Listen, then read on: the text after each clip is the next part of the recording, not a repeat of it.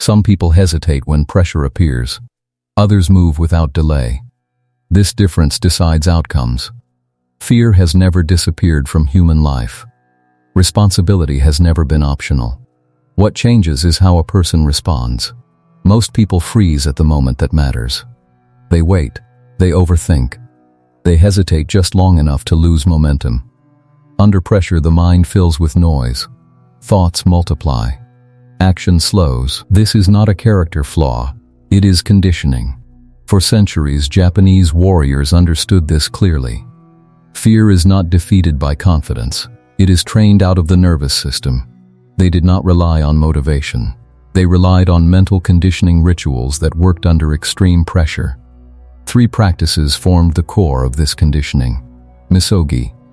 It's translated as purification. Functionally, it means voluntary discomfort. You expose yourself to controlled hardship to train courage and stress tolerance. The body learns that discomfort does not equal danger. Mushin. Translated as no mind. It is the state where thinking stops and action continues. No hesitation, no inner debate. Hara, the body's center, the place of balance and grounded calm. Training Hara means staying stable when pressure rises. These were not spiritual ideas. They were practical survival tools. Modern neuroscience now confirms this. Repeated exposure to controlled stress reshapes the brain. The nervous system adapts. Fear responses weaken over time. The battlefield has changed. Deadlines replaced swords. Decisions replaced combat. But the nervous system did not change. Pressure still triggers hesitation. Fear still delays action. Avoidance still feels safer than discipline. These principles matter today because they train reliability. Not intensity. Not confidence. If you understand how these rituals work, hesitation loses power. Action becomes calmer. Pressure becomes manageable. This is not about becoming aggressive. It is about becoming steady, and this is where the training begins. Before we continue, subscribe to the channel, like the video, and tell me in the comments the habit you want to master. Now back to the story. Chapter 1. The story of Ren Ishida. Ren Ishida didn't see himself as weak. He saw himself as stuck. Every week started the same way. He planned to do better. He planned to stay focused. Monday morning, he woke up early. By habit, his hand reached for his phone. He told himself it was fine. 10 minutes passed. Then 20. By the time he stood up, the day already felt rushed. At work, Ren opened his laptop and stared at a task he understood. He reread the same sentence. His thoughts drifted. He checked his phone, put it down, picked it up again. This cycle repeated every day. He tried building routines, morning plans, evening plans. They lasted a few days, then collapsed. Weeks passed, then months. Deadlines became harder to meet. Small errors appeared in his work. Others finished faster with less stress. His manager, Sato, stopped giving reminders. He simply waited. That silence felt heavier than criticism. At night, Ren stayed awake scrolling. He knew it made the next day worse. He didn't stop. Sleep shortened, energy dropped. Focus disappeared. You know this feeling. Ren tried to force motivation. It worked briefly, then vanished. He tried positive thinking. It sounded good. It changed nothing. Every failure added pressure. Pressure turned into frustration. Frustration turned into shame. This was his breaking point. During lunch one day, co-workers talked about finished projects. Mika mentioned being ahead of schedule. Ren nodded and stayed quiet. Later that week, a small mistake was pointed out during a meeting. No anger, no humiliation, but Ren felt exposed. That night, he lay awake replaying the moment. His mind wouldn't slow down. Thoughts overlapped and repeated. His body felt restless. His breathing stayed shallow. Sleep came late. This wasn't just his problem. Almost everyone around him seemed distracted and tense. Focus was disappearing everywhere. His mind felt heavy, like constant noise. There is a simple reason for this. The brain avoids discomfort and seeks dopamine. Phones, scrolling, delay. Each time Ren avoided pressure, his brain learned the pattern. Avoidance became automatic. Habits shaped his days, and his days shaped who he was becoming. One night, sitting alone, Ren admitted the truth. Quietly, honestly, motivation wasn't missing. Willpower wasn't broken. He didn't know how to stay calm when pressure showed up. He didn't know how to act while fear was present. That realization hurt. But it was clear. He couldn't continue like this. Something had to change. Ren met Kazuo Tanaka through a quiet introduction. No advertisement, no promise of quick change. Kazuo was calm in a way Ren wasn't used to. He spoke slowly. He listened more than he talked. Kazuo explained his background simply. Years as an emergency responder, moments where panic made situations worse. I didn't become calm, Kazuo said. I trained it. Then he introduced the first principle. Misogi. He said the word clearly, then repeated it. Misogi is often translated as purification. In practice, it means voluntary discomfort. You place yourself in controlled hardship to train courage and stress tolerance, not to suffer, to adapt. Kazuo explained why it worked. When the body experiences discomfort and survives, the nervous system learns. Fear signals weaken. Confidence becomes physical. This isn't mental, Kazuo said. It's biological. Then came the second principle. Mushin. Mushin means no mind. Not empty thinking. Quiet thinking. It is action without hesitation. No debate, no delay. A scattered mind cannot win, Kazuo said. Ren felt resistance. He liked thinking. Thinking felt safe. Kazuo continued calmly. Hesitation feeds anxiety, he said. Action dissolves it. Then Kazuo introduced the final principle. Hara, the center of the body. The source of grounded stability. Training Hara means staying centered when pressure rises. Breathing slows. Posture stabilizes. The body signals safety to the brain. Kazuo connected this to science. When the nervous system feels safe, the prefrontal cortex works better. Decision-making improves. Focus returns. Misogi trains courage. Mushin trains action. Hara trains calm. Together, they form reliability under pressure. Kazuo explained where these ideas came from. Craftsmen, monks, warriors, people whose lives depended on consistent performance, not inspiration. Ren listened closely. Part of him doubted it. Another part felt relief. This wasn't positive thinking. It wasn't motivation. It was training. Kazuo kept it practical. Cold exposure, breath control, single task focus. These aren't rituals, Kazuo said. They're skills. Ren asked one question. How long before it works? Kazuo answered without hesitation. It works the moment you stop escaping discomfort. Ren didn't fully understand yet. But something changed. This wasn't about trying harder. It was about responding differently to pressure. This was the beginning of his real training. Chapter 2: The Fall. Ren didn't begin with confidence. He began with resistance. Kazuo told him to start with Misogi. Nothing extreme, just intentional discomfort. Cold showers. Early mornings. Short periods of focused work without escape. The first days felt wrong. His body resisted immediately. His thoughts looked for excuses. Under cold water, his breathing sped up. Every instinct told him to stop. He stayed 5 seconds longer, then 10. At work, he tried focused sessions. One task, no phone. His hand reached out automatically. He stopped at mid-air. This felt unnatural, almost threatening. By the end of the week, fatigue hit. He skipped a morning session, then skipped another. Old habits returned quietly, scrolling late, delaying work. Ren told himself he would restart tomorrow. That word felt familiar. But something was different this time. He noticed the urge to escape. He saw it clearly. He didn't know it yet. But this awareness was the first crack in the pattern, and the real challenge hadn't even started. Chapter 3: The Mentor. Kazuo didn't correct Ren. He observed. Ren expected disappointment. Kazuo showed none. "When did you stop?" Kazuo asked. "When it got uncomfortable," Ren said. Kazuo nodded. "That's where training begins." Kazuo explained his past briefly. Emergency calls. High-risk decisions. "I panicked early in my career," he said. "It made things worse." Kazuo didn't preach. He explained. "Calm isn't a trait," he said. "It's a conditioned response." They practiced breathing together. Slow inhale, long exhale. Ren felt restless. His mind wandered. Kazuo noticed. "Stay," he said. Ren stayed. Kazuo explained Misogi again, not as suffering, as trust building.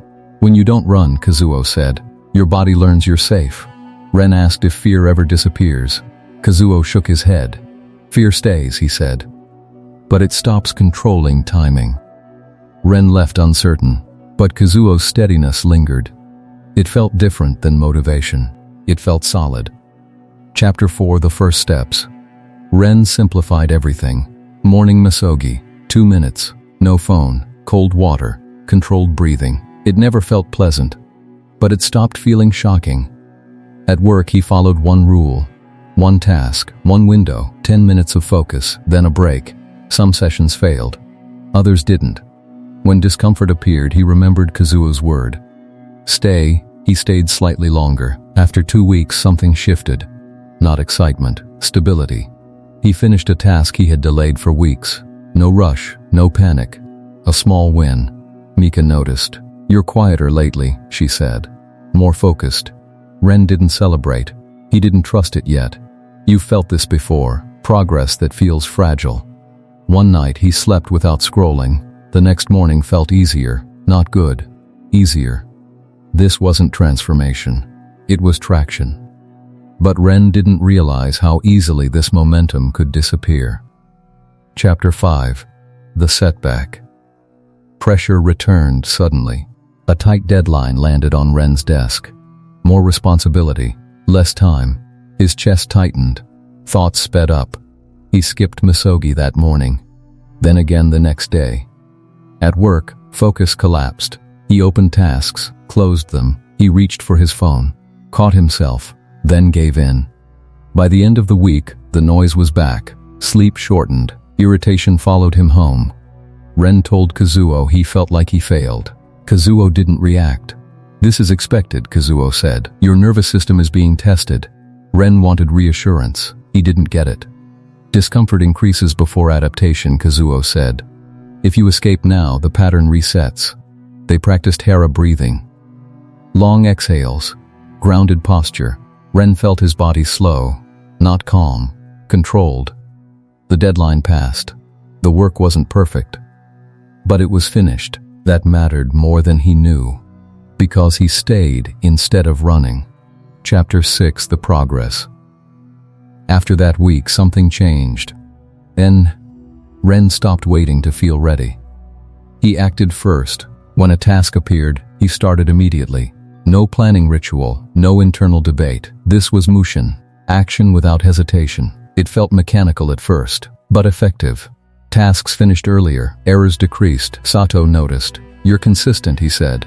Ren nodded. He didn't explain.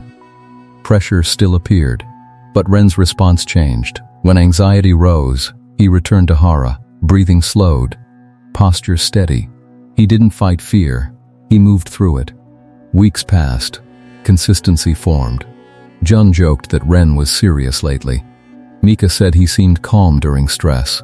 Ren didn't feel transformed. He felt dependable. If you're still watching, comment "I'm listening."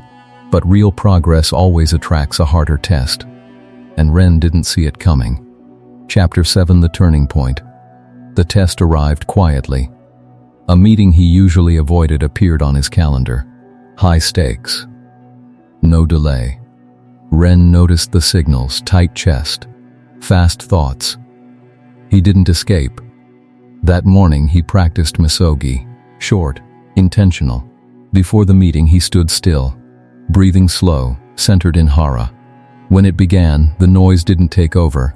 He spoke when needed, paused without panic, listened fully. There was no rush, no freeze. This was Mushin, not emptiness. Flow, Nothing dramatic happened afterward, no praise, no relief rush, but internally something locked in. Fear no longer decided his timing, it informed it. Kazuo noticed later. "You stayed," he said. Ren understood. This wasn't motivation anymore.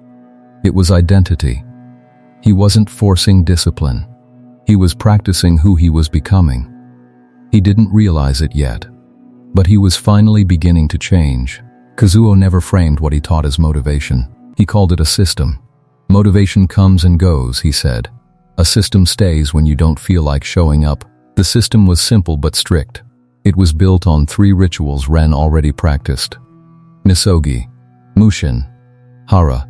Kazuo explained it as a sequence, not a philosophy. First pillar, Misogi, voluntary discomfort. You choose discomfort before life chooses it. Cold exposure, early effort, focused work without escape. This trains the nervous system. When stress is controlled and repeated, the brain adapts. Fear responses weaken. This is basic neuroplasticity. The brain strengthens what you repeat. Avoidance builds fear. Exposure builds tolerance. Ren practiced Misogi daily. Short sessions, never extreme. Consistency mattered more than intensity. Second pillar, Mushin, action before thought. Most people fail in the gap between intention and action. They think, they plan, they delay. Mushin removes that gap. When the task appears, you act. No preparation ritual. No internal negotiation. Science supports this. Hesitation increases anxiety. Action reduces it. Ren applied this everywhere. Emails, reports, difficult conversations. He started immediately. Fear followed, then faded. This repetition mattered. Each action weakened hesitation. Each delay would have strengthened it. Third pillar, Hara, stabilize the body. Kazuo emphasized this clearly. Calm begins in the body, not the mind. Slow breathing, long exhales, grounded posture. These signals tell the nervous system it is safe. Heart rate drops, focus returns. Ren used Hara before pressure moments. Meetings, deadlines, conflict. He didn't try to feel calm. He created conditions for calm. Fourth pillar, identity loop. Kazuo explained this directly. You don't rise to goals, he said. You fall to identity. Each repeated action told Ren who he was.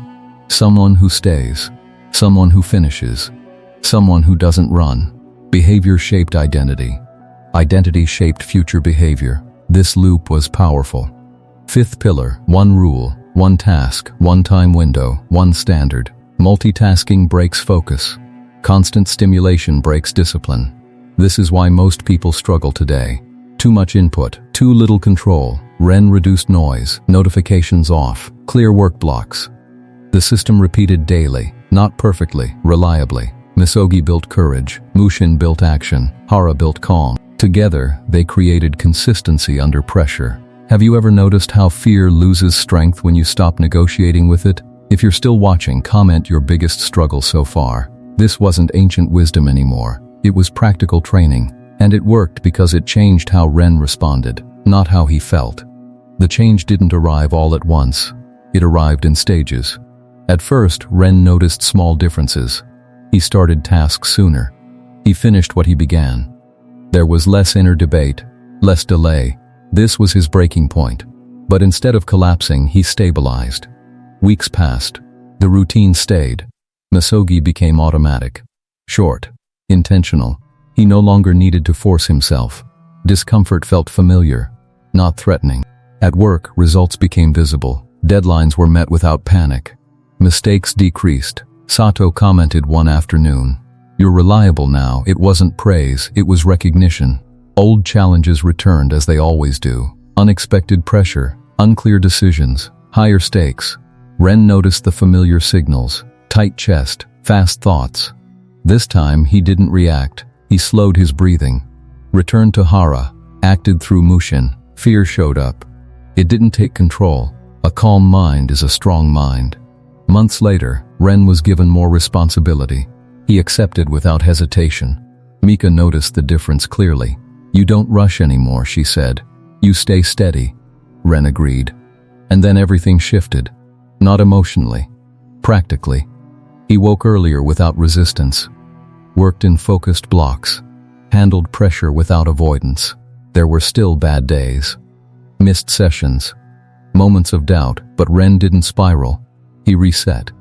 This was the real change. He wasn't chasing motivation anymore. He was protecting identity. Identity beats motivation. His nervous system adapted.